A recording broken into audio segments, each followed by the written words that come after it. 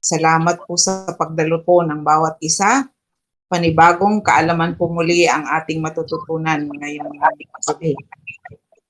So bago po tayo magpatuloy, manalangin po muna tayo.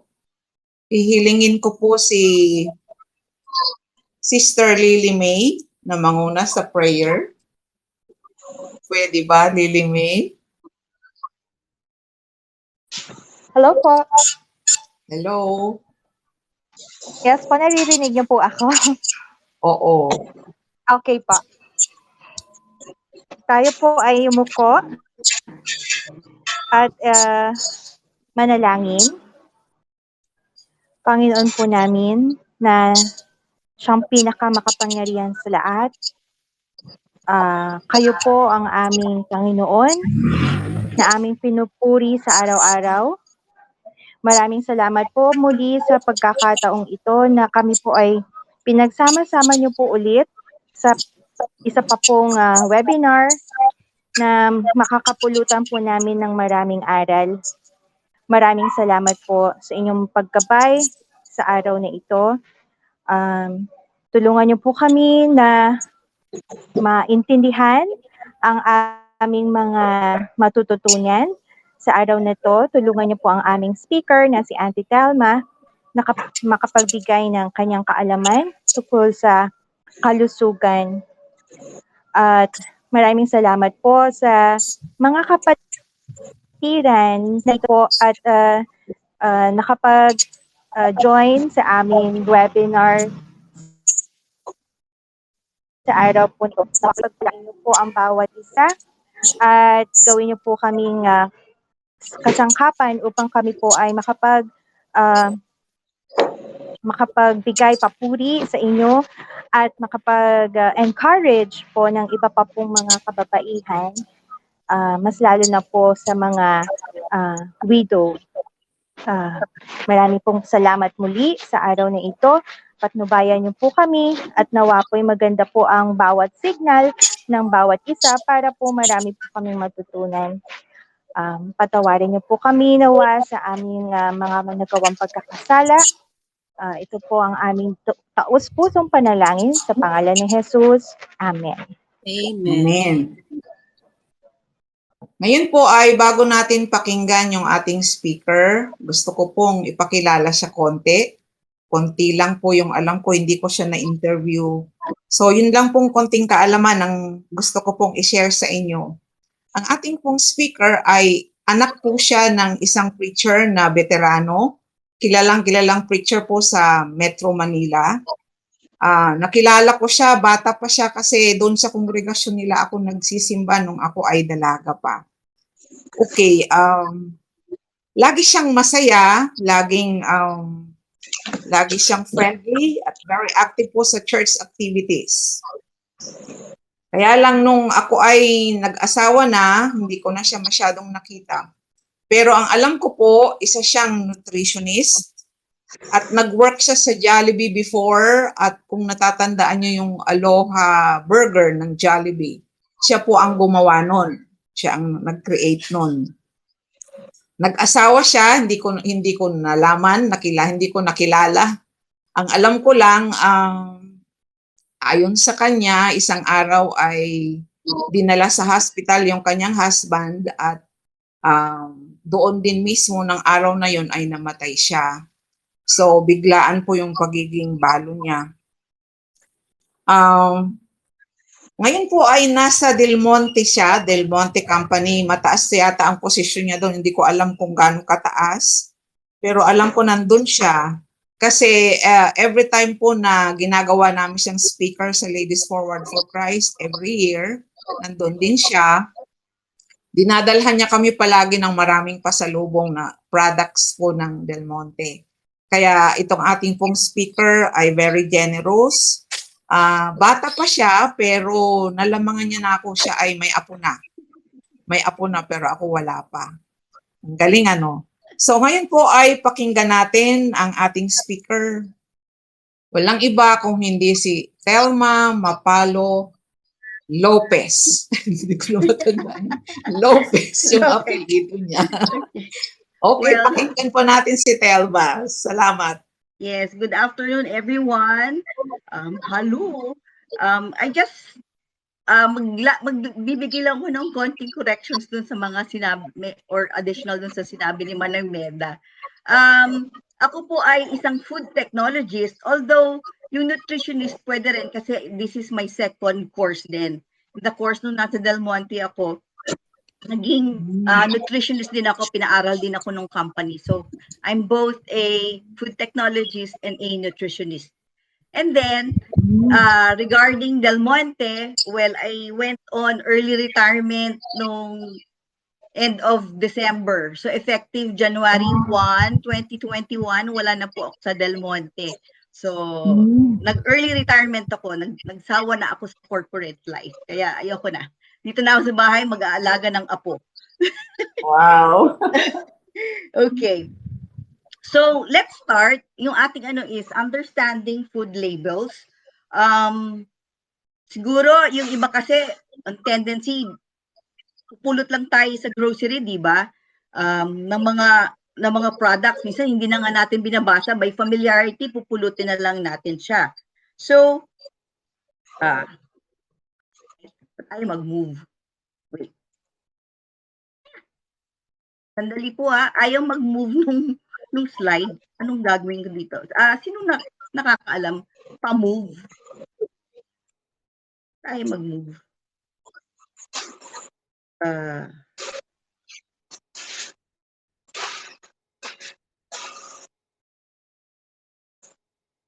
Sherry, meron bang kailangan gawin para mag-move on your end or on my end? I don't think so.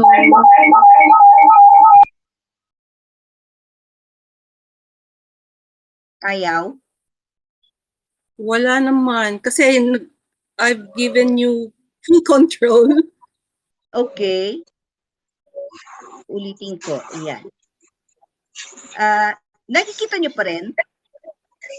Blank. Yeah. Blank. Yes, sis. Nasa grocery. Okay. Nakikita siya. Ayan. Nakikita. Yan. Nakikita na yan. Yan, okay na. Okay. Okay. Yan. It's moving na. Nag-hang siya. Okay. So, ayan. Di ba usually, we just pick up mga products sa grocery, but sometimes, we see this often dun sa slides. Ang dami nakalagay. Ay, dun sa products, ang dami nakalagay. Minsan may magsasabi na fat-free. Tapos may time makikita nutrition facts. Tapos ang dami magsasabi kung real fruit ba siya or 100% natural. So, nakakalito, di ba? So, start by knowing what food labeling is. Basically, ang food labeling is it's a way to know kung ano yung laman ng product, yung attributes, how to use it, and then yung other specifications such as other informations na required by law. Okay? It is also a means of the manufacturer to tell us what their product is. So parang it's their way of advertising na rin kung ano yung binibenta nila sa atin. And on the end of us consumers, it is our way of knowing what are we looking for in a product or kung ano yung gusto ba nating bilhin. Okay? So, ang food labeling, ito ay required by law. It is covered by yung Food Safety Act, Republic Act number 10611, then mga other acts like Philippine Consumer Act, the Philippine National Standards, and it is regulated by the Food and Drug Administration. Internationally, we use a food code which is called Codex Alimentarius. So, ibig sabihin, kung required siya by law, if the manufacturers make some violations, ibig sabihin, mape-penalize ka kasi or you will be penalized kasi it is a law basically. Ito yung example nung Philippine National Standard. Drinking water lang, meron yung standard as Philippine National Standard. So kung for your information lang, if you want to look for or if you're starting to make mga products you intend to sell, meron tayong Philippine National Standard. You can just Google it sa internet. Okay? Okay. I mentioned a while ago, sabi natin, it is a law. So, ibig sabihin, kapag hindi ka sumusunod, ang tawag doon, misbranding or mislabeling. So, when we mislead the consumer, kunwari, sinasabi natin dyan, any part of the label is misleading. Sabi natin, tomato ketchup, yun. Sample, tomato ketchup. Pero pag open natin, yung product hindi pala tomato ketchup. Ang laman pala niya, banana ketchup. So that's misleading, di ba? Although ang itsura nila, mukha silang parehong reddish sauce, pero yung pala, yung isa gawa sa banana, you cannot label that as tomato ketchup. Even for the word ketchup alone, hindi mo rin pwedeng i-label na ganun na ketchup lang. Dapat isi-specify mo siya kung tomato ba siya or banana ketchup or squash ketchup. Okay. Tapos kunwari kapag hindi then dinagay yung item, supposedly like an allergen, hindi natin nabanggit, tapos may nangyari doon sa consumer, ano yun, nagiging rin yan, misbranding din siya o mislabeling. So yung mga supposedly yung mga information dapat presented prominently enough. Okay? And then there is unauthorized nutrient content. Kunwari pag sinabi nating high in calcium, pero nung tinest kunwari yung consumer lang pinatest niya yung product and lumalabas ang baba pala ng calcium content, ibig sabihin ano yun, mislabeling yun kasi you are not true to what you are saying about your product. Okay. What else? Wait lang ha, I'm moving lang to kasi hindi ko nakita yung ibang portions ng slides eh. Yun, yung health claims din. Kapag ang health claims kasi hindi ka basta-basta pwede magsasabi ng good for the heart, ganyan. So, may mga certain requirements for us to say that this product is good for the heart or may help lower cholesterol, fights cancer. So madaming mga iba-ibang manufacturers na nagsasabi na ganun. Bawal 'yon kung hindi naman totoo na nagagawa ng product talaga. Okay? So ano ba yung nasa label? What must be on a label? Basically, kanina kasi nagtanong si Becky about yung rice. Usually kasi ang linalagyan ng labels are those processed. So usually yung mga natural products like yung mga petchay sa palengke, kita niyo 'di ba wala na yan wala nang label yan, or squash or rice. Rice meron but only to the variety kasi in a way pina-process din siya but just to remove the hull, but basically halos raw item siya. Kaya there are certain foods lang na talaga na required na may label. So these are the things that you see in the label. The name of the food, the list of ingredients, yung weight or volume of the product, yung expiry date, yung storage conditions niya, yung lot or batch number, the preparation instructions or how to use the product, and then kung saan ginawa yung product, yung place of manufacture or origin, tapos yung business name or kung sino nag-distribute, sino nag-import, sino nag-repack. Minsan hindi natin nakikita yung actual name ng manufacturer, ang nakalagay lang distributor.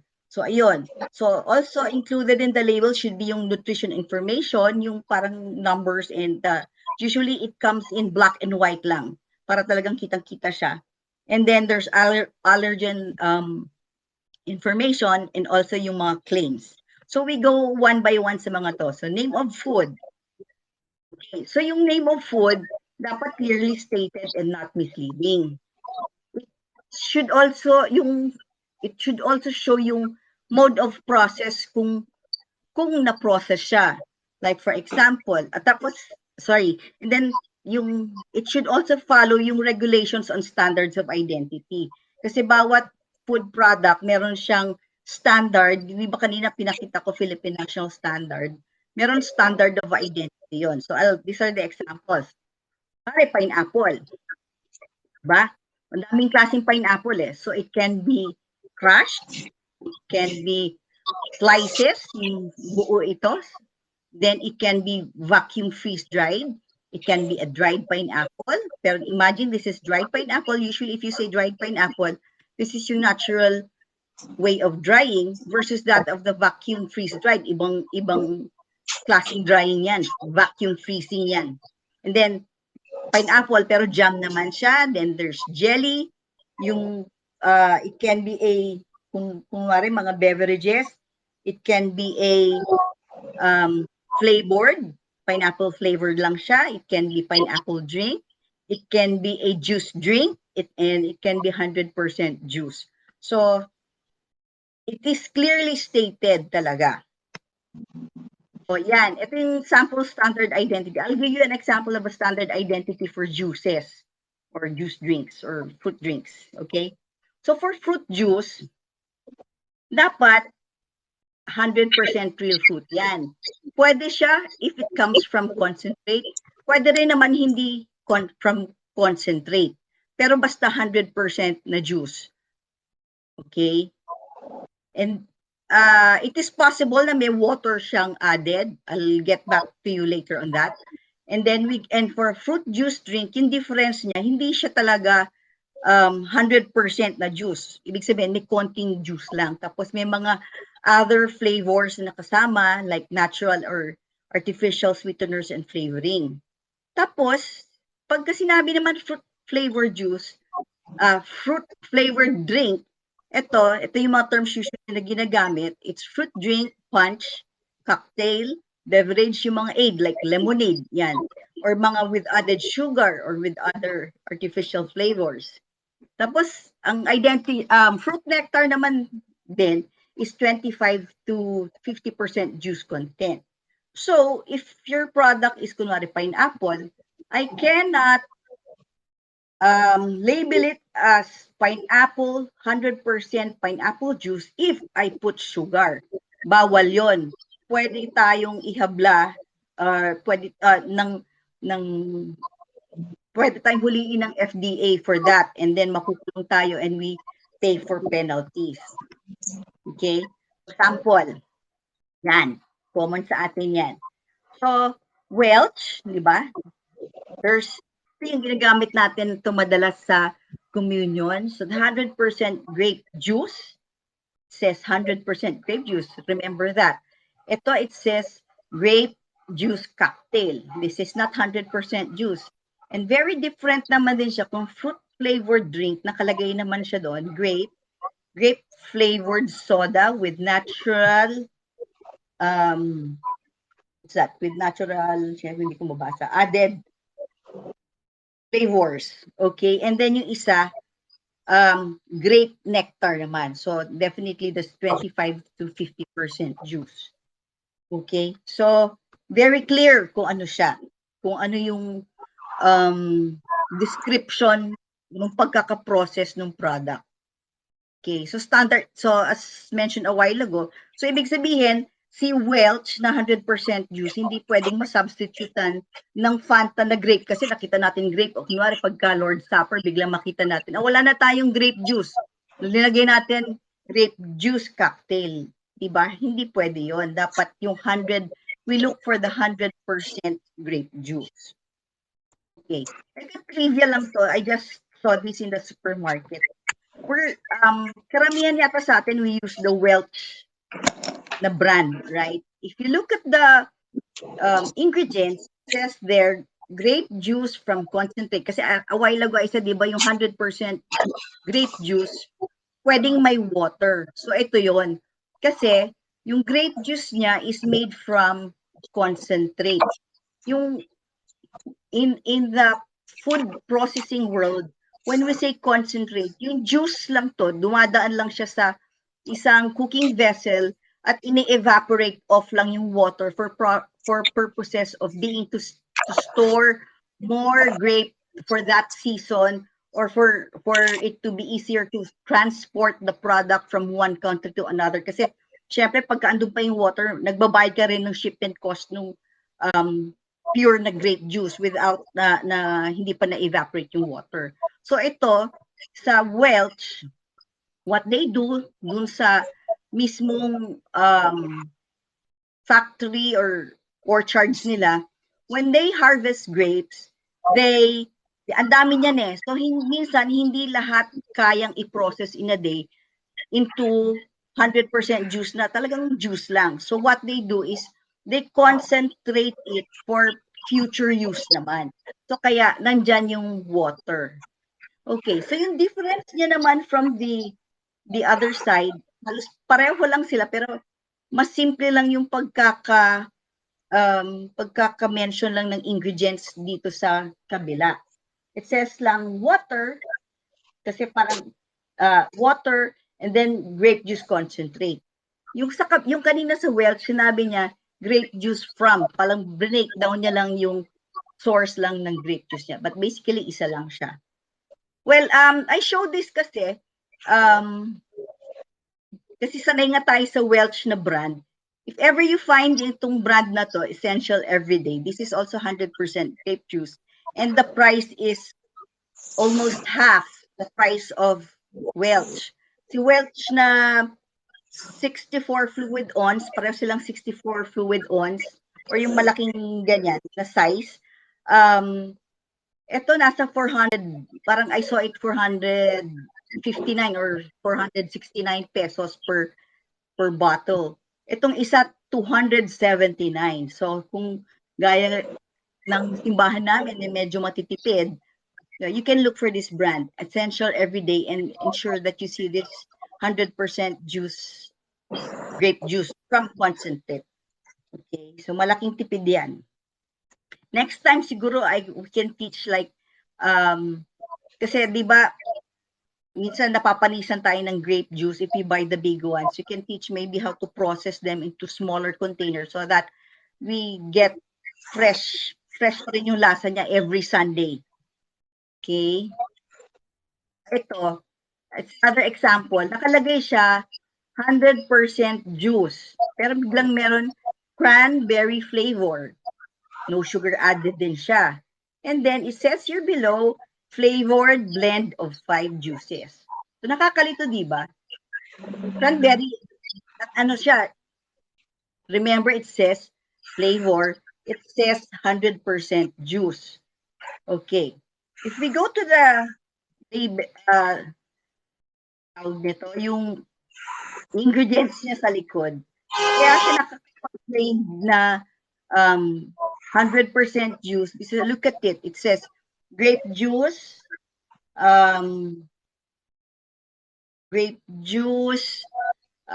apple juice, cranberry juice, cherry juice, plum juice, at saka yung mga natural flavor like ascorbic acid, and then there's citric acid, etc. Okay?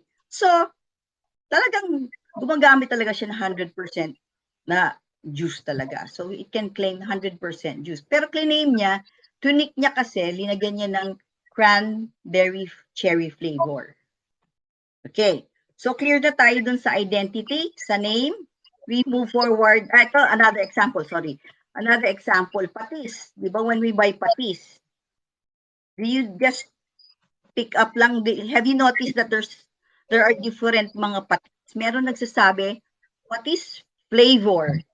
Pero yung authentic talaga na patis, yung, di ba, patis is yung liquid coming from in the process of making bagoong, siya yung lumulutang, yun yung talagang pure and solid na patis. So yun yung, ang term talaga doon, fish sauce. So if you like to use the talagang purong patis, you look for the word fish sauce. Yun. So hindi ako ng Dato Puti o Lawrence, I just made this an example.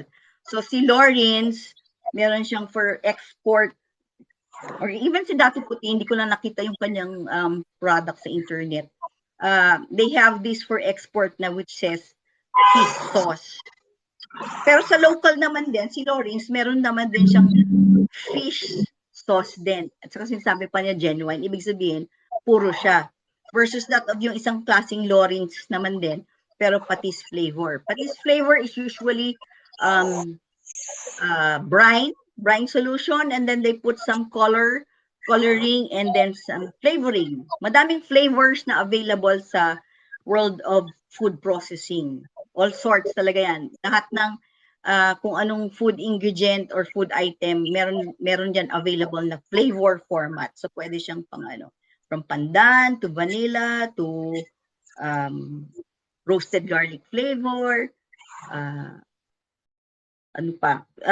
yung roasted garlic or yung raw garlic flavor. So madaming available na ganyan sa manufacturing industry.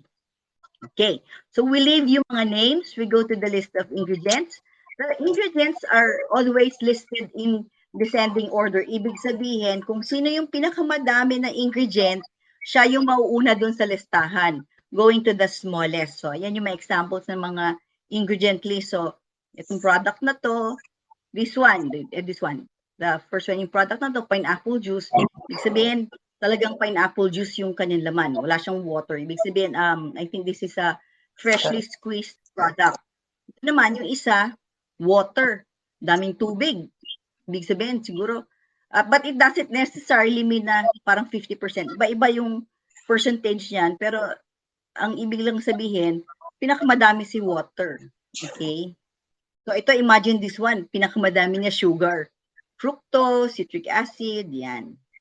So, and also this one, yung ingredients niya, sugar, tapos sumusunod, water. Okay, so ano to, halos wala na siyang nutrients. Okay, so yan yung list of ingredients. Okay, now we go to the weight or volume of the product. Dapat nakikita rin siya sa product. It is called net weight. Net weight, ibig sabihin, it is the weight of the contents only, and it does not include the weight of the can. So, net weight lang. So, ang pag-declare nila ng weight or volume, dalawang klase, metric system or yung kilogram, gram, milligram, or liter, milliliter so pag sa volume, or the English system. Pag English system, it's the pound, ounces, gallons, okay, fluid ounce. Diba? So, ayan yung mga abbreviations sa makikita nyo doon sa labels. But sa ngayon, manufacturers have been kind enough to put both the weight in both metric at saka English systems. See, so it's 15 ounce and 425 grams naman metric. Ito naman liquid ito, half gallon and 1.89 liters metric. Okay, so clear ang weight. Ito, very yung label and expiry date. Sometimes we see consume before, consume until, use by, expiry date, expiration date, ang dami nakasulat no? Minsan sell by, minsan best before or best if used by. So anong differences nilang tatlo? Yung first one, yung consume before, usually dapat dito, pag nakita nyo tong word na to, dapat talaga gamitin niyo yung product on that day, last day. Kung ano yung naka-indicate na day, last day na. Kasi yun na talaga yung recommend nung manufacturer na kung hanggang saan lang yung kanyang shelf life. Sell by, ito naman, ginagamit lang to ng mga groceries. So, sa kanila yan, for inventory purposes, at saka yung sa pag-display lang nila yan na use by hanggang ganito. So, but it doesn't refer to the shelf life of the product. Okay? So, before naman, sinasabi niya lang na kung hanggang saan yung produktong yon siya pinaka maganda ang quality. Beyond that, it doesn't mean na hindi na sila safe for consumption, but I would not recommend, palagi ko sinasabi yun you just follow the whatever is written in the labels, yung sa label expiry date. Do not assume na, ay pwede pa to kasi ganito. Ang mahirap kasi we don't know how the products were handled prior to us buying it from the market. Madaming dinadaanan kasi yan sa supply chain. Imagine mo kung, kunwari, si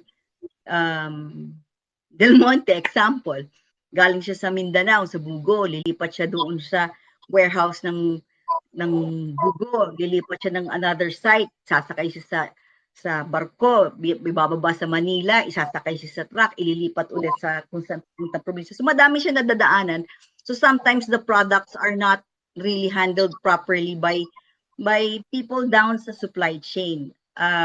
Medyo low-tech pa tayo sa Pilipinas as compared to other countries kasi tayo mano-mano yung transfers, yung pagbubuhat.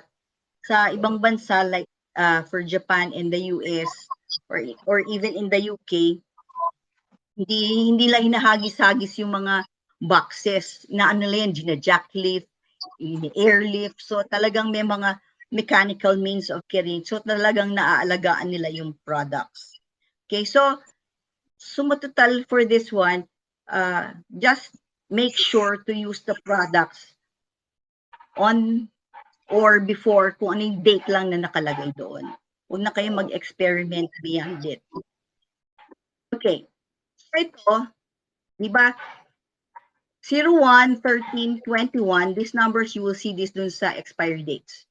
So, and then there's 13, 01, 21, 21, 13, 01.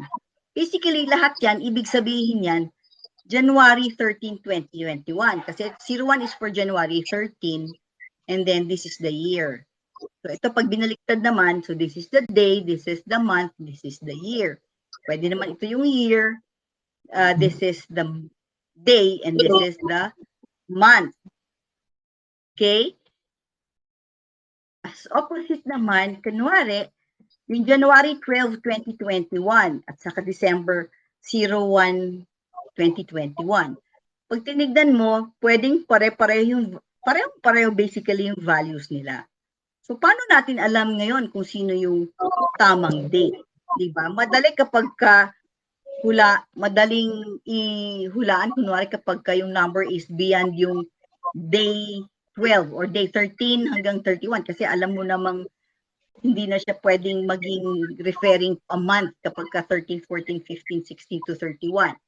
So, basically, ito yan. Per country, meron label date format. Okay, remember this. Sa Philippines, maswerte tayo. Ang ginagamit na, ang require ng FDA is to use alphanumeric, wherein it is labeled as day, month, year. Yung month niya should be yung word na Jan, Feb, yung first 3 letters of the month. So 31 Jan or 28 Feb, ganyan, March. Okay? Tapos, sa ibang countries, so ito na yung nakakalito. Pagdating sa Middle East and most companies, ang style naman nila, day, month, year, pero numeric lang, walang number. So yung kaninang previous slide na pinakita ko, ganun siya, nakakalito. But remember sila, day, month, year. So 31st day of the month of January 2021, yung ibig sabihin ng 31, 0121. Okay, madali dito kung binuo nila yung year, YYY, the end of the, yung binuo nila yung year into 4 digits, then madali din kung yung day mo is anywhere from 13 to 31. So, alam mong day yon, hindi ka na malilito. Kapag kayong month kasi hanggang maximum yan hanggang 12 lang. But remember, Middle East yan. Okay? Another example would be for Canada naman. Ang style naman nila, alphanumeric din, kaya lang they use yung months nila, they have corresponding codes for that. January, JA, Feb, FE, March, MR, April, AL, and so on and so forth. So 11, so this is their format, year, month, day. So ibig sabihin, this is 2011, January 22. Okay, so yan yung for Canada. And then for Japan, Korea, and China, iba talaga na naman sila. Sila naman, year, month, day. Ganun naman sila maglagay ng kanilang date. So, you really have to know kung saan nanggagaling. So, pagdating na naman sa US, iba na naman din sila. Month, day, year naman sila, and they use alphanumeric. Okay. Nakakalito, di ba? So, basically, you really don't have to memorize this naman eh. Basta importante, yung Pilipinas yung titignan mo. Kasi it is a requirement sa Pilipinas na kapag ka nag-i-import or, tama. Pag nag-i-import ng products from other countries, supposedly, yung distributor nun must translate yung corresponding code niya to the Philippine way of doing the expiry date. So, kunwari, itong 01, atong 31/01/21 ng Middle East, pagka nag-export sila ng palm oil sa Pilipinas, dapat ilalagay nila as 31 January, Jan 21. So, ganun yun. Okay? So, hopefully clear. Huwag na kayong malito dyan. Basta tignan nyo, Philippines, kung hindi kayo familiar doon sa expiry date, you can always call them kasi supposedly andun sa label yung kanilang contact numbers. So, ito yung samples ng label date. So, may 19 June. Ito, 19 June. This is bread. So, obviously, hindi naman yan magkakaroon ng expiry date na 1 year or 2 years. So, hindi na nila linalagay yung year. So, 19 June. So, ito, 20 August. This is, di ba? This is a Philippine way of doing it. 20 August 18. And then 24 December 20. So, what are the importance of these codes, apart from knowing kung hanggang kailan na siya pwede or hanggang kailan yung shelf life niya? Well, the importance is kapag meron kayong complaint dun sa produkto, or kunwari kapag ka nagre-recall or nagkakaroon ng process of withdrawal, na kunwari may balita, okay, those who bought these products with the following code, yan. Dapat ito, alam natin yung information na yan, yung table dates and the lot codes. Hindi po ito madaming kasi nagkakamali na ito yung binibigay lang numbers, yung 7206 something ganyan. Ito po ay barcode and it in no way is related to the shelf life of the product. Pang-inventory lang po yan ng mga manufacturers and also the supermarkets. That's for inventory coding purposes. Okay? Other information, minsan meron kayo makikita ganito, halal, yung ito, and then K is for kosher. Halal is for our Muslim brothers, and K is for the mga Jewish. They would always like that their products, especially when it is outside of their country, na minamarkahan nitong mga ganito na halal siya or kosher siya. This is to make sure that they are buying the right kind of food na allowed sa kanila. Di ba ang halal or mga Muslim, bawal sa kanila ang pork, bawal ang blood, bawal ang ano pang bawal sa kanila? Yung the way, kunwari kapag yung animals na hindi slaughter, hindi siya dinasalan, so bawal sa kanila yon. So, what else? Mga frog, yon, bawal sa kanila yan. So, maganda rin sa atin, di ba? Na mas maganda nga hindi tayo kumakain masyado ng pork, right? And then for kosher naman, may way of lahat ng products na kosher dapat dinadasalan din nila. May rabay sila na pupunta doon sa country na dinadasalan nila, or they make sure that the products being produced for them are according to their Jewish culture or Jewish religion. Okay? So next, we see sometimes ito meron mga ganitong marks. I don't know if you have noticed this. These are just quality certifications. It's either it's by SGS or Socotec or Certification International. These are certification bodies, and it's just a marketing tool just for them to show that the product has undergone certification. The product and the facility has undergone mga quality systems like ISO 9001 2000, HACCP or Hazard Analysis Critical Control Points, or following GMP, good manufacturing practices. So it's just a way of marketing in the end of the manufacturers.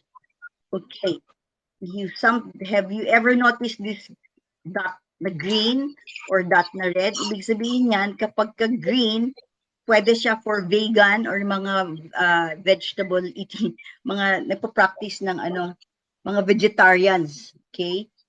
Or kung hindi the red dot, they sometimes use this symbol. Okay? Madami pang ibang symbols pero usually related to the packaging like recycle, ganyan, which is okay naman na wala. And then this is FSC, it's just a mark to show that the manufacturing facility is using packaging materials made from mga sustainable na mga raw materials or sustainable trees. Na hindi sila nagsasayang ng puno, ganyan. Okay? Just interrupt me if you have any questions. These are some examples lang of the products that showing ito kosher. This is halal. This one cheese is halal. This one Hellmann's is vegan. And this one is also halal. Okay, ang dami mga symbols dyan. And then it's also, this potato samosa is both also vegetarian. You see the duck symbol doon. Okay. Next, the registered business name and contact details of the manufacturer, importer, repacker. So, dapat lahat yan meron. So, for example, for Del Monte, andyan.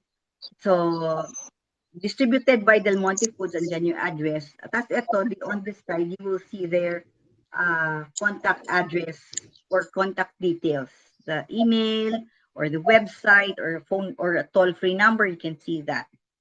So this naman is another example for product Del Monte Canada. So we know that this is distributed by Lason Incorporation.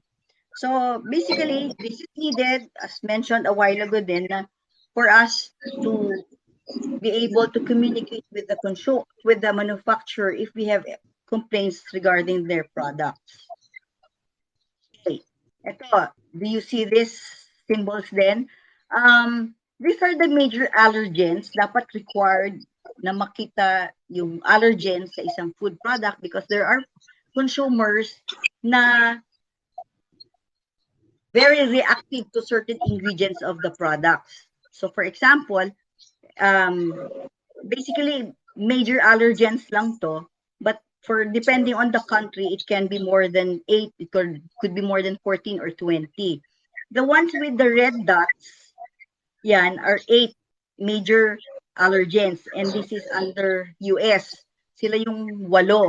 Yung the rest, 14, all 14 of them is naman for the UK. They consider 14 major allergens.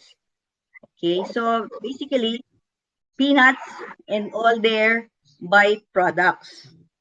Okay? So example ng peanut na byproduct, pag ginawa mo na siyang peanut brittle or ginawa mo siyang peanut butter, peanut kisses, or anything na dinagyan mo ng peanuts, yun, dapat ma-declare na that it has peanuts. So the allergen is supposed to be written in the ingredients list as mentioned as discussed a while ago. Andun dapat si allergen, and there is an explicit mention of the allergen, like contains peanuts or contains eggs, ganyan, or contains milk. And also, kunwari, wala naman siyang kino-contain na allergen, pero you are producing this product in a facility where you are making, kunwari, bread or you are making peanut butter. So, ibig sabihin, you also have to declare in the label na may allergy, that you are using that facility for that product. Kasi kahit slight ingredient lang ng allergen, mailagay dun sa produkto, nakaka-react. Classic example ko dito yung daughter nung owner ng Del Monte. She's very allergic to peanuts. There was a day wherein she just went to Cagayan de Oro, and she had, although kaming lahat doon sa Del Monte noon, sinabihan na kami na bawal na ang peanuts even for meetings, bawal na magchichirya ng peanuts, bawal magbaon and everything, bawal siya sa lahat ng dishes na restaurants na ino-offeran ng Del Monte, ganyan. Pero ito, nag-join siya na yung daughter na to, nag-join siya ng isang fiesta doon, and nakipag-handshake siya doon sa mga tao. Then all of a sudden, biglang magkakaroon na siya ng anaphylactic shock. Kasi yung isa siguro na kapag kumain ng peanut, ayun, hindi na siya makahinga, pina-airlift na siya sa Manila. So, ganon, in slight manner, kunwari kapag yung product, ginawa niyo sa isang facility na with an allergen, kahit konti lang yan, kapag very highly reactive yung individual na makakakain, talagang magkakaroon siya ng reaction. Okay. So, let us also be aware kung meron tayong allergies, make sure we look for the allergen doon sa ingredient list. Okay? Okay, ito na. Yung nutrition facts. Ito yung madaming yung black and white thing at the back of the label. Okay? Basically, yung nutrition fact, it provides you detailed information about the nutritional content of the food. This is also a requirement by FDA, and it is important, especially for those who have health conditions. Require yan if there is a specific way of writing there is a specific way of yung presenting the nutrition facts in such a way that talagang glaring. If you notice, di ba nakalagay yan, calories, total fat, cholesterol, sodium, then sugar, very glaring yan because these figures here are for those who have health conditions. So dapat kung yung mga may sakit sa puso, may diabetes, so ito dapat yung tinitignan. Okay, so we go one by one sa nutrition facts. So number 1, ito, serving information. It says there the number of servings per container. So, kunwari, chips. Siguro hindi kayo nagbabasa ng kung ilan ang serving size ng chips. Most likely, makikita nyo dyan, hindi lang siya pang isa. Usually, yung isang, maliit lang talaga yung isa, but usually, malalaking ganyan, yung mga the 30 plus and up, yung mga, yan. Madami na siyang serving per container. So, the pack will show you kung ilan yan, and then ano yung serving size niya. Like, for example, serving size, that means it's 1 cup or 1 piece or 5 chips or 1 tablespoon. So, yun yung serving size. Okay? So, what is important here sa serving size nito or serving per container? Lahat ng values dito sa baba, the calories, the total fat, cholesterol, will always refer to this serving size. So, if you eat, example for this one, if you eat 1 cup, you get a total fat of 12% of what you need. Diba? So, ganun ang ibig sabihin nun. So, if you eat 2 cups of this product, frozen lasagna, you will get 560 calories, and then you will get 24% na of your total fat intake na needed mo for a day. Okay? Clear ba? Hopefully it's clear. I don't see you, ha? Clear. Okay. Yeah. So, very clear. So, ibig sabihin nun, yung serving size will typically, it says there, typically show you what to eat. Pero it's really not a recommendation na dapat kakainin. It can be lower kasi, yun nga, nagva-vary siya depende sa sa tao. Kung malaki siya, babae, maliit, baby, or bata, ganon. But normally, lahat ng NutriFacts is based on a 2,000 calorie diet. Okay? 2,000 para madali lang mag-compute. So, na-assume lang nila na yung diet na yan is 2,000. Unless it is explicitly mentioned doon sa NutriFact for a 1,500 diet. Ganun. But otherwise, if you don't see that, it is for a 2,000 calorie diet. Okay? So, serving information is very clear. Next, we go to the calories. Yan. So, it will provide you the measure of how many energy you need to get from this serving. So, ito na ituro ko dati dun sa bugal yon. So, dapat yan, yung number of calories will depend talaga on your age, your sex, and your height. So, if you want to know kung ano yung estimated calorie intake nyo dapat, you can go to yung itong website na to, https choosemyplate.gov. Nagko-compute siya ng automatically kung ilan yung requirement. But I suggest, kasi this is a US system, I suggest na decrease nyo pa ng 10% yung whatever is mentioned doon. So, kung sinabi niya na kailangan sa'yo 2,000 calories, dapat less 10%. So, less, dapat 1,800 ka lang. Ganun. So, yun lang naman sinasabi niya. Amount, as emphasized a while ago, remember this is per serving. Okay. Next. Ito yung mga other nutrients that are supposed to be placed doon sa label and supposed to be mentioned. Yan, total fat, cholesterol, sodium, total carbohydrates, di ba? Ang total carbohydrate, pwede under dyan is dietary fiber, the sugars, and added sugars. Okay, I'd like to explain bakit may added sugars. Kasi in total sugars, yung kunwari, si 100% grape juice, papasok yan as total sugars, under sa total sugars. Meron siyang value under that. Pero sasabihin ng tapos yung label nakalagay, no sugar added. And then when you go at the back, you see total sugars, meron value. Magtataka kayo, sabi mo, no sugar, pero meron value na pumasok. Ibig sabihin lang nun, yung sugar na reflect dun sa nutrition fact is referring to the sugar inherent dun sa pagkain. Like, kunwari, lahat ng fruits, di ba, may mga sugar yan. So, inherent yon. That is different from what added sugar, like pag naglagay ka ng table sugar, naglagay ka ng fructose, naglagay ka ng honey.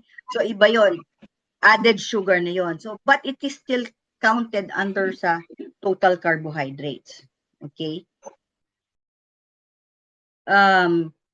Yung above, ang suggestion is you get less of these nutrients found above the dark line, the heavy black line, and you get more of these nutrients found below, the vitamin D, calcium, iron, potassium, or other nutrients or minerals found in the food. Okay? As mentioned a while ago, ito yung first panel na to, first figures are usually related talaga sa mga adverse health effects kapag sumobra ka if you go beyond these things, except lang for maybe for dietary fiber. Pag sumobra ka rin naman kasi ng dietary fiber, magkakaroon mag-LBM ka rin ng gusto. Okay, so masama din. Okay, so that's the nutrients. You see here, these are percentages. These are the percentages of yung daily values ninyo. Remember, it refers again to the serving size. So, ang reference amount yan, expressed in grams, milligrams, nakasulat yan din. So, ito yan. Percent daily value. Okay? It shows how much a nutrient in a serving of a food contributes to a total daily diet. So again, sample, cholesterol, this product, if you eat 1 cup of this product, frozen lasagna, you will get 12% of your requirement lang of cholesterol. Di mo namang, di ba, sabi nga natin, we should get yung mga whatever is here, dapat we eat less of whatever is here. Kunwari pagka sodium 37%, that's already quite high because remember, kung ano man yung kinakain mo to, this is not your only source of sodium, but you will still be eating 3 meals a day, some snacks. So baka yung 37% mo ma-over ka na by the end of the day, lagpas ka na sa requirement nyo. Okay. Okay.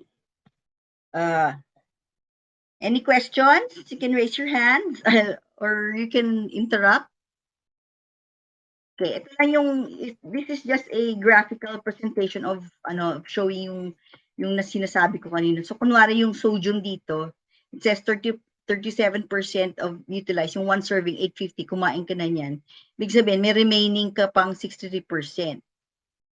Okay? Kung kumain ka ng dalawa, ibig sabihin, dalawang serving, ibig sabihin, nagamit mo na 74%. Imagine mo, kumain ka na ng dalawang serving nun, 74%. Halos maubos mo na yung allotment mo for that intake. So, ito yung mga daily values based on a 2,000 calorie diet. So, for saturated fat, dapat 20 grams lang. So, ang goal mo, dapat less than nung whatever value that is, yung kinakain mo.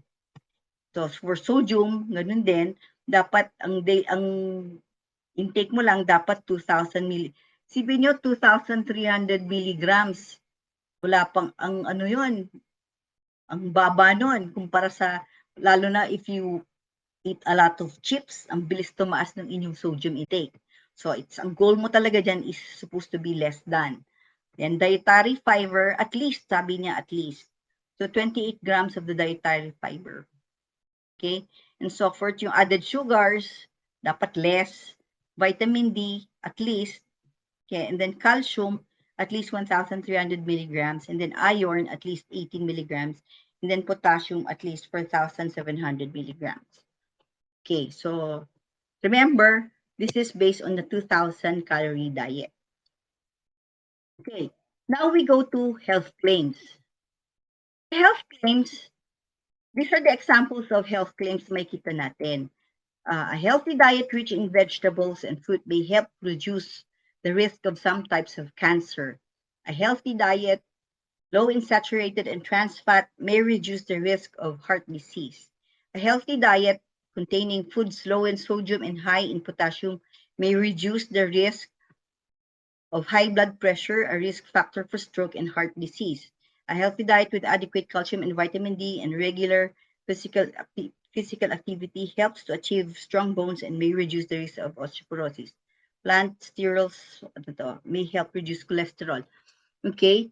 Notice that it says palagi dyan may.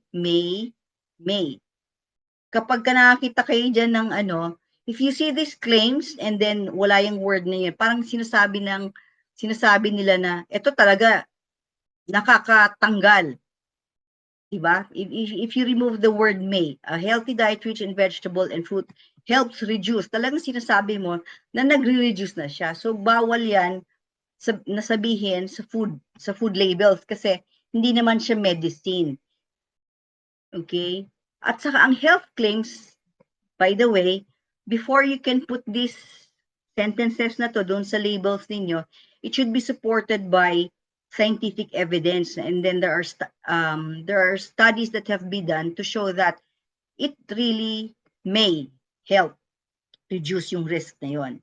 Palagi niya sinasabing may, never siya magsasabi na it will do this activity kasi pagka ganun ang pagkakasabi, it is already a medicine and then it's no longer under the food FDA food authority.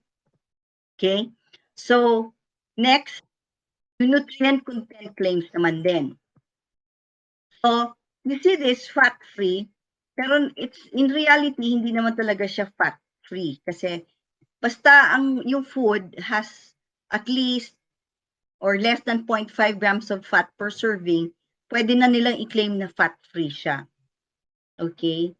pwede nila mag-claim yung food na low sodium siya kapag less than 140 milligrams of sodium per serving. Remember, it's per serving. Pwedeng sabihin ng product na reduced calories siya if it's 25% fewer calories per serving na the food it is being compared to. Yun. Tapos, pwede mong sabihin na no added sugar. Basta, hindi ka naglalagay ng other sugar apart from that what is inherent sa product. Okay? Then contains omega-3 fats, pero at least dapat may 0.3 grams. So kung nari 0.2 lang yung available dun sa food mo, hindi ka pwede mag-claim na meron kang omega-3 fats per serving. Tapos kapag ka sinabi mong good source ng calcium, dapat you will always see that at least 15% is there of the daily recommended intake for calcium. Okay, and then also for high source and fiber, and pag sinasabing lean contains 10% fat or less. Okay. Next, itong Code of Federal Regulations, yung sa Food and Drugs, they can only claim na yung food mo is high or it is rich in or it is an excellent source of a particular nutrient if it contains 20% more or more of the recommended daily values. Okay? Ganun din, kapag ka good source and or pag sinabi mong contains or provides, dapat at least 10 to 19%. And then you can only claim more, fortified, enriched, and added extra or plus kapag ka nagde-describe lang na yung level protein is there, except lang hindi mo pwede magamit for meal products at saka main dish products. Okay, so medyo nagiging technical na. I think more or less, I think I have covered what you need to know about those food labels, basically my initial. Yung the other components like preparation, it's self-explanatory that it tells you how you are supposed to use the product, the cooking instruction, or if you're supposed to refrigerate it upon opening. So yun yung other which is these are all self-explanatory. Okay, ayan na, eksakto. I think this is the last slide. Naghang na siya. So thank you so much for, if you have any questions, please feel free to ask sa chat. Ayun. Aloha burger. I have sore throat if meron aspartame sa food. Anong ibig sabihin, Cheryl? You can turn on your microphones na. Okay. Ayan. Nagsusort out ako, nag-inuubo ako pag yung sugar, if it's not the natural sugar. Aspartame. Okay. Yeah, yung most likely you have allergies.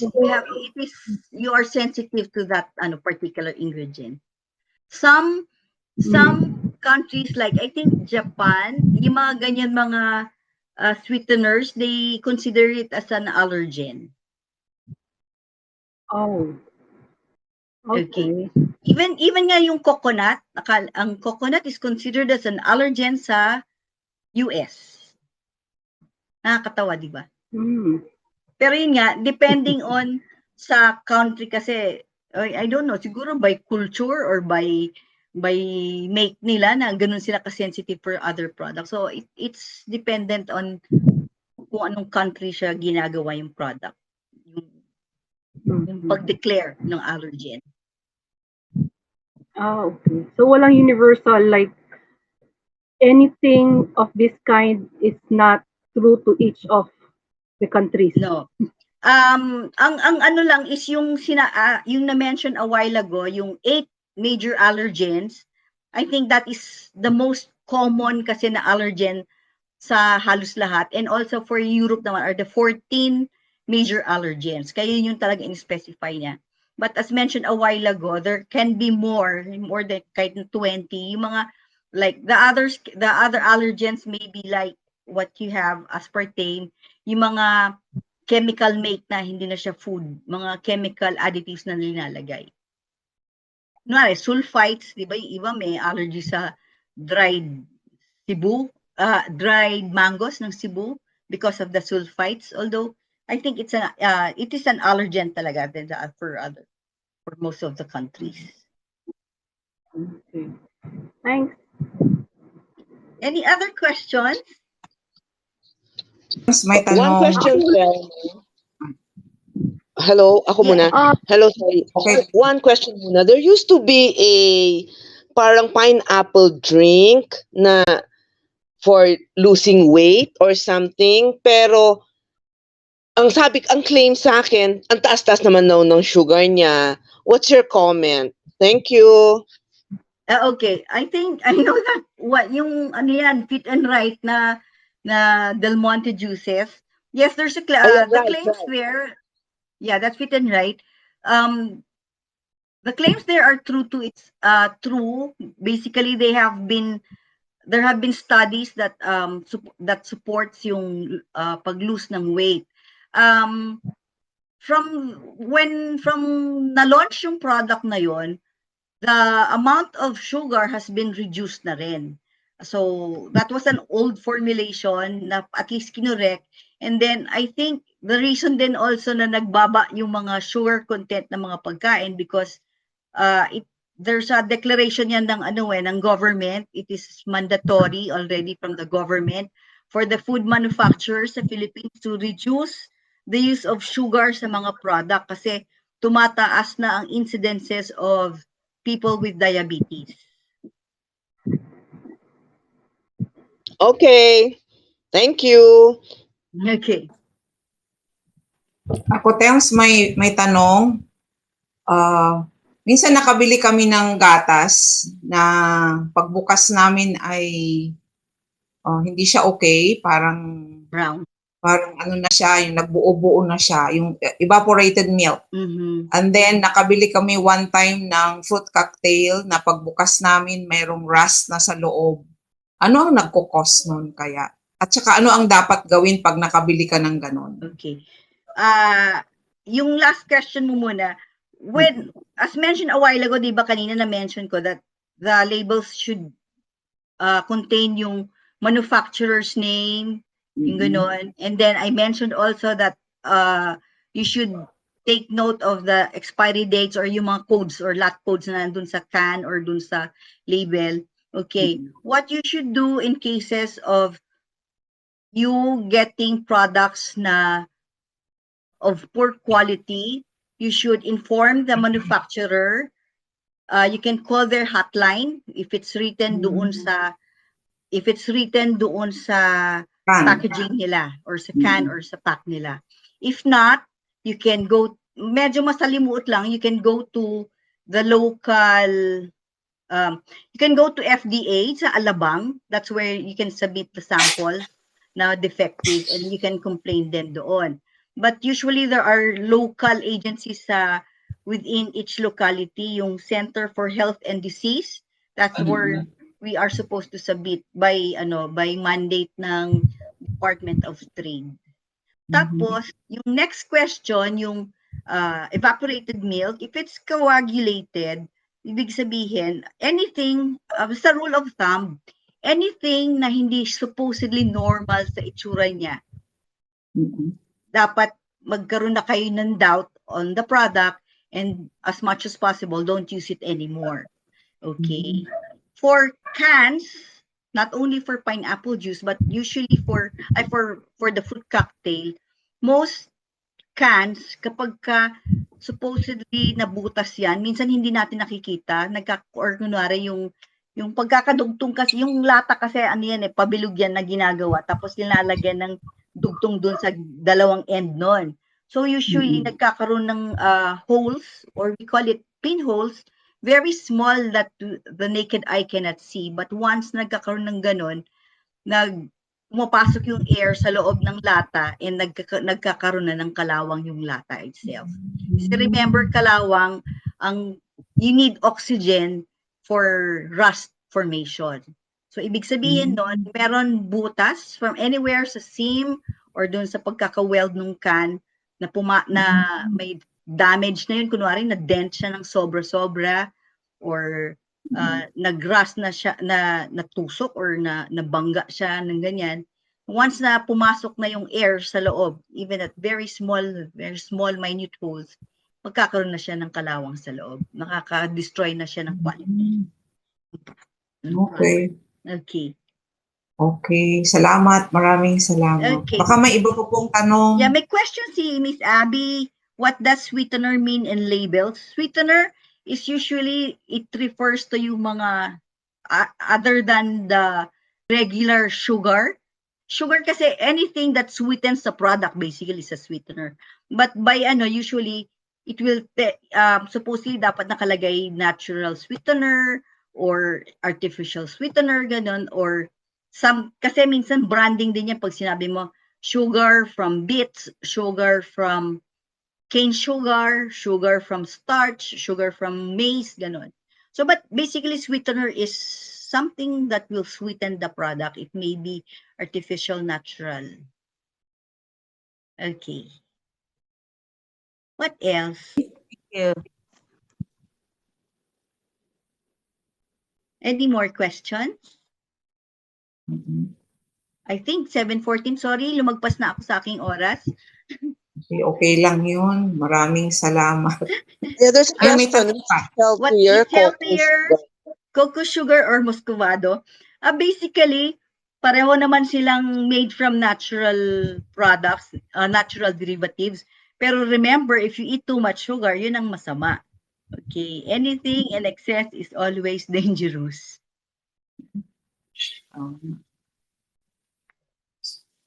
Okay. Okay, Thelma, this might not be included in your topic. Last question lang. How do you know if it's really the best honey? Ay, tama. Oo. Oh, honey. Well, I will always say that one is you should always know yung source. Kasi kaya nga you buy from accredited or honest sources, so that will first give you kung talagang true siya or not. Diba? Second is in terms of the quality of honey. Kasi ang honey kasi, you cannot say yung thickness niya, ito lang is, ito yung supposedly, ito thicker, ito less thicker, ito hindi na honey kasi less thick siya. It's not like that kasi yung honey kasi comes from different regions depending kung anong raw material nung bee na ginamit. So, the scent will differ, the consistency will differ, but definitely, supposedly, honey will not crystallize. That's another one. Hindi siya nagkakaroon ng crystallization kasi supposedly ang iba ang parang, well, we call it parang siyang invert sugar na supposedly it doesn't really crystallize. And then another is yung consistency, definitely kapag you try to dissolve it in cold water, hirap siyang matunaw. Yun. But ako talaga, pagka honey kasi, talagang you really have to, kasi kapag yung mga honey lang na label na honey or usually malinala ko lang sa site, sometimes hindi siya hindi trustworthy unless talagang kilala mo yung tao na gumagawa nun, doon ka kumuha na lang.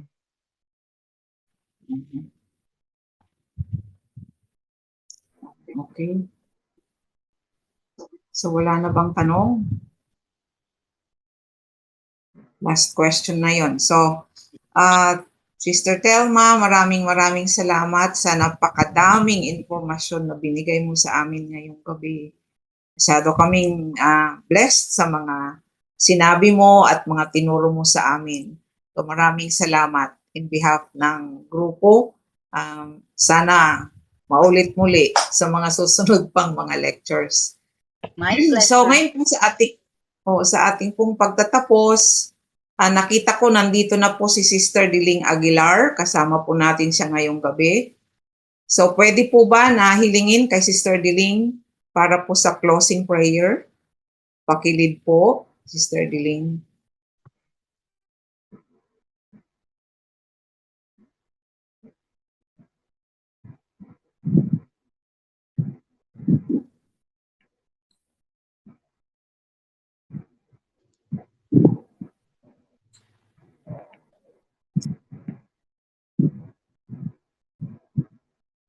Yan.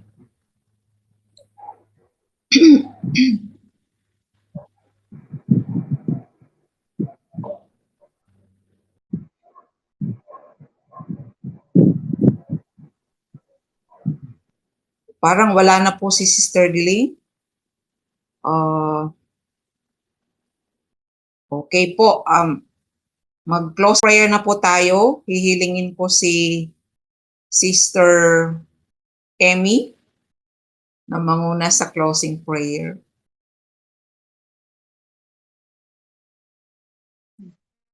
Sige po, let's pray. Ama naming Diyos na nasa langit, salamat po muli sa pagkakataon ito na kami po ay natuto sa lecture na binigay po ni Sister Thelma. At sana magamit po namin ito sa araw-araw para sa aming maayos na pag-handle sa aming kalusugan. At nagpapasalamat po kami sa presensya ng bawat isa sa amin sa oras na ito. At pinagpapasalamat po namin lahat ng mga blessings na patuloy niyo pong ipinagkakaloob sa amin. Pagkakataong ito, Ama, iniling din po namin ang kapatawaran sa aming mga pagkukulang at pagkakasala. Sinadyaman po namin ito o hindi. At ito po ang aming dalangin sa pangalan ni Jesus na aming tagapagligtas. Amen. Amen. Thank you, Sister Emmy. Well, Doc Beck, baka may announcement? Wala na? Maraming salamat po sa lahat ng nag-prioritize sa ating webinar na to. Next month in August, our speaker is our sister attorney, Maan Bagyuen. I'm sorry, I don't know her family name. And she will be talking about the law in terms of estate taxes or estate concerns, yung mga mana, yung mga related po sa unique circumstances ng isang widow. Thank you po. Thank you. Auntie Mer, acknowledge si Auntie Mercy Enriquez, si Ading Nalin Padua, and si Ate Noni Enriquez din. Nandito sila ngayon. Hindi nila ma-join. Hello. Good evening, everybody. Hello, good evening. Hello po. Be safe. Mr. Mercedes. Mr. Ann. Hello po. Hello. Sino picture dyan? Picture na tayo. Sige, picture na. Sige, Picture na daw. picture. Okay, ready. 1, 2, 3. Isang slide, sa isang group pa po. Saglit lang. Nakangiti lang. Naka-off yung ibang camera. Oy, freeze your smart. Paki-turn on na lang po kung gusto nyo makita. Okay, ready? 1, 2, 3. Isa pa po. Okay.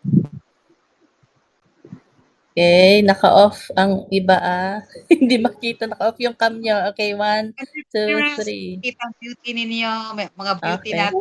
Naka-off yung iba Okay na po, naka-off yung iba. Ay, Kala ko meron pa. Mr. Jubin, nandiyan na siya. Kumusta na?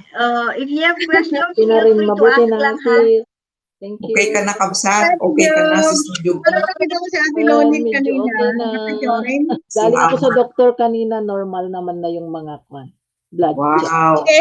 Thank